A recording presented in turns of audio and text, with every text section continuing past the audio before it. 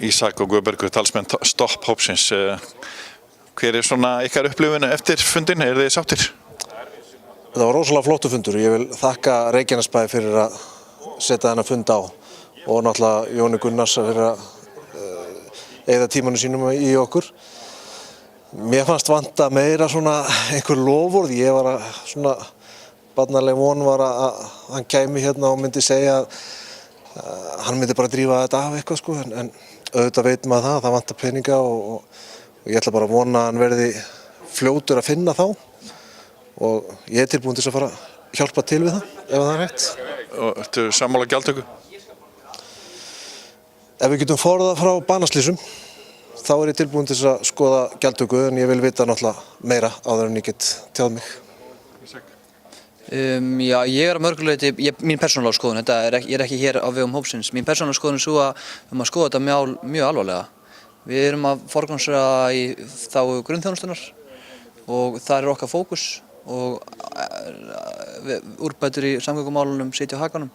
Þannig að við þurfum að skoða mjög alvarlega og þeir borgi sem njóti. Ég í grunninn, það það sem ég fylgjandi, þeir borgi sem njóti. Hvernig fannst þér fundurinn? Mér fannst hann margt góður. Góðar umræður og frábærar framsögur, auðvitað sammála Guðbergi hefði auðvitað verið skemmtilegt, ég reiknaði ekki með því, hefði auðvitað verið skemmtilegt að fá eitthvað konkrétt frá ráðherra, hvernig hann sjá þetta fyrir sér, en ég held engu að síður að við séum að halda áfram að ná árangur í þessu máli, síðar þessu ári verða þessi bráðagerðir komnar í gagni og ég var líka bara sérstaklega ánægður að sjá hversu margir voru að fylgjast með á vefnum. Hérna var ágætis mæting með við íbúafund, en hversu frábæra viðtöku við erum að fá á vefnum í áhorf. Þannig að þið eru svona þokkalega sáttir en gætu verið aðeins brosmildari. Það var náttúrulega nauðsynlegt að fá manninn hingað og láta hann hafa allar þessar upplýsingar og sérstaklega láta hann keyra náttúrulega Reykjanesbrautina og hann var þá að hugsa Reykjanesbrautina á leiðinni og mun hugsa hann aftur á leiðinni tilbaka, mun náttúrulega taka þessa reynslu og náttúrulega erindið hjá Ísak var náttúrulega bara meistarverk sko, þetta var ótrúlega vel uppsett hjá honum og ég held bara að hann hljóti að þegar hann kemur heim að hugsa þetta mál og vonandi bara fer hann í það að flýta öllum ákvörðunartökum í þessu máli. Ég vil bara að það komi bara eitthvað bara strax, hann talar með vordögum að komi út úr þessari nefnd sem hann setti út af gjaldtöku. Ég ætla bara að vona að flýti því. Ég mjög óþolinmóður, ég get ekki beðið eftir svona sko.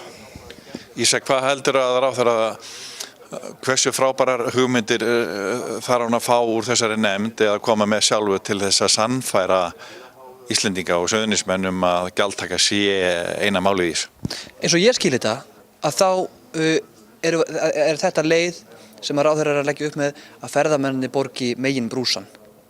Þeim stærri spurningu verður ráðherra að svara með útkomu þessara nefndar. Hvernig ætlar hann að fara með það fram að ferðamenn borgi meira en þeir sem eru reglulegir notendur eins og ég, þú og Guðbergur sem að ferðum svona jafnvel oft á dag, að minnstakosti reglulega í hverju viku.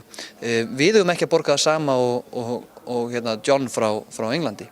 Þetta eru spurningarnar sem að hann þarf að svara og hann þarf að vera með góð svör til þessa fólk eins og ég og Guðbergur kaupum þessar hugmyndir á þeirra.